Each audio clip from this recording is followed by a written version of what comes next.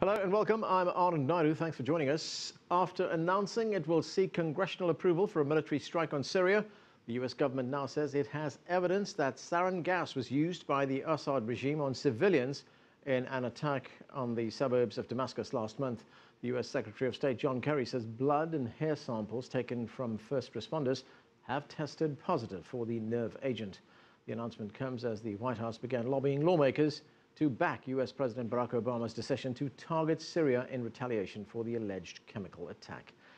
Nathan King has been following the latest developments. He joins us now. Nathan? That's right, and the first physiological evidence that the White House says proves the government of Bashar al-Assad gassed their own people. But the job of convincing a skeptical American public and their representatives in the US Congress has only just begun.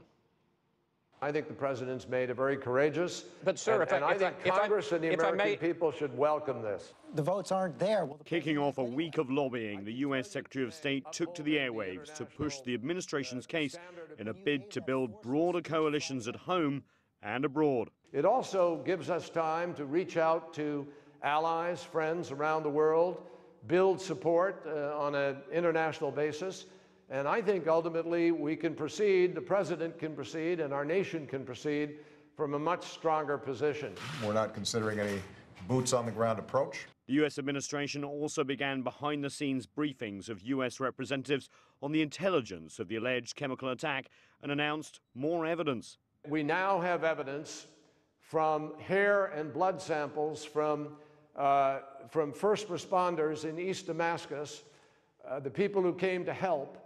We have signatures of sarin in their hair and blood samples.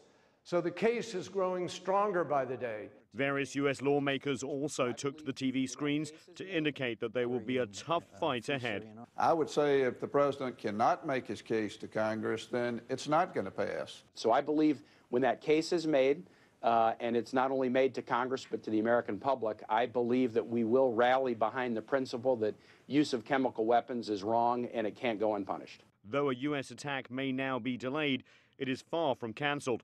The US president says he still has the authority to act alone, even without congressional approval. If he gets their backing, he is certain to strike, and many more Syrians are set to flee Damascus between now and the week of September 9th. Those briefings to Congress will go on all week, and the US president himself is pushing the case. Monday, he is set to meet with the powerful Senator John McCain, who has long pushed for a more robust American approach to Syria. There will also be plenty of US lawmakers telling the president that they want the US to stay out of the country. Some tough days of arm twisting ahead. Quite right, Nathan. Now, as you pointed out, there is a skeptical American public out there. There is also a skeptical Congress out there. The world is also skeptical. So how is President Obama trying to sell this? First of all, he's trying to sell it by saying it's not Iraq. It's a limited strike. No invasion, no boots on the ground. The second thing is he's saying we're all Americans. This is not a Republican-Democrat thing. This is not health care. Let's unite and send a common voice to the world that we are against the proliferation of weapons of mass destruction and the use of chemical weapons. And he's also saying this is not just about Syria, whether you agree of getting involved or not, but this could be about Iran or the DPRK, North Korea. And that may resonate. And also, I expect the name Israel to come up quite a lot. A lot of friends on Capitol Hill there as well. Nathan King, thank you, sir. Meanwhile, the United Nations inspection team is preparing to analyze evidence taken from the outskirts of Damascus. UN Secretary General Ban Ki-moon has been closely monitoring the situation. CCTV's Nick Harper has the latest. Hi! Relief to be away from a war zone. The UN Chemical Weapons Inspection Team are back in the Netherlands. Good to see you. And with them, their evidence. Number 4, top 38323. The boxes of samples they collected in Damascus are now being collated and prepared once again for transportation. Work that so far is said to be progressing well. From here, they'll be sent on to other European laboratories on Monday, where testing will begin. But that will take some time to complete. We are not specifying a timeline. We're simply saying that it is being done as fast as it is possible to do within the scientific constraints. At the United Nations in New York, a spokesperson said accuracy would not be jeopardized by a desire for quick answers. The Secretary General is obviously very keen, as is the rest of the international community, that this should be done as swiftly as possible.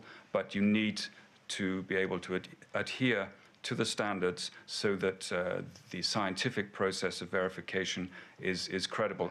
Answering questions about President Obama's decision to involve Congress in the plans for military action, he suggested the Secretary General was pleased. I can tell you he regards it as one aspect of an effort to achieve a broad-based international consensus on measures in response to any use of chemical weapons. With the collected samples going to laboratories in the coming hours, testing can finally begin to see if chemical weapons were used. But the final results of those tests won't be ready for several days, and may even take up to 2 weeks. Nick Harper, CCTV, at the United Nations in New York. Arab foreign ministers are meeting in the Egyptian capital Cairo to discuss their position on Syria. The Arab League has accused the Syrian government of carrying out last month's suspected chemical attack in an area of Damascus, but the League has so far stopped short of backing military intervention, calling instead for the United Nations to take, quote, deterrent action against the Syrian regime. The United States has urged the League to harden its stance. Saudi Arabia and Qatar have both backed moves to try to bring down the government of Bashar al-Assad, but Egypt, Lebanon and Jordan have called for a diplomatic solution. For more now on the regional issues to the Syrian crisis, we're joined from Los Angeles by James Galvin, a professor of Middle East history at the University of California at Los Angeles. Thanks for joining us, sir. Thank you for having me. We look at the Arab League right now, and it is blaming Bashar al-Assad and calling for action, what it calls deterrent action, but it doesn't specify what kind of action. In fact, it's backed away from saying we will back specific military action against Bashar al-Assad. Why is the organization being so reticent? Well, first of all, the organization is not unified on what they want to do. As your lead up to this story said, the Egyptians, for example, are not particularly anxious to allow for a opposition victory now. The Lebanese are very divided. They feel that no matter what side they're going to come down on, it's going to be wrong for a large part of their own population. The Saudis did something very significant today. On their website, Al Arabiya, which is a Saudi-owned website, they called Syria occupied Syria. They said that it was occupied already by Iran and by Hezbollah. What they're trying to do is they're trying to say, look, international intervention has already taken place. We can now call for more international intervention on our side. So in a sense, are we looking here at a proxy war? Is Syria being used by the United States to actually undermine Iran's influence in the region? Absolutely. But it's always been a proxy war. It's been Iran, Hezbollah, and Russia, for example, on one hand, and Saudi Arabia, the United States, and the Gulf allies on the other hand, along with Turkey, and sometimes Qatar as well. And both sides have their favorites in terms of for example, Qatar, for example, likes the Muslim Brotherhood in Syria. The Saudi Arabians and the Americans like the National Coalition at the present time. But overall, this already is a proxy war. And we've seen this by the role that Hezbollah, for example, played in the siege of Qusair.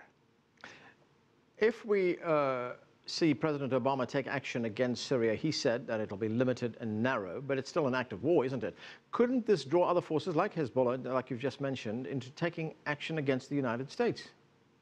It's possible, but not probable. They have bigger fish to fry at the present time. I think ultimately what Obama wants to do is to reinstate a stalemate.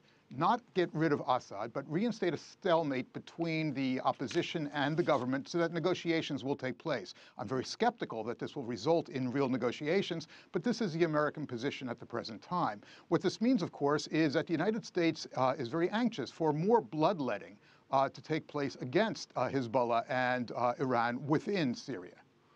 Because the president, up to now, has not told anybody what his broader goals are. I mean, he talks about a limited strike, a narrow strike, etc., surgical strike, call it what you will, but it doesn't seem to fit within a broader context of what he wants to achieve, what he wants to come away with. Well, the reason for that is that what he wants to get away with is a very, very cynical thing.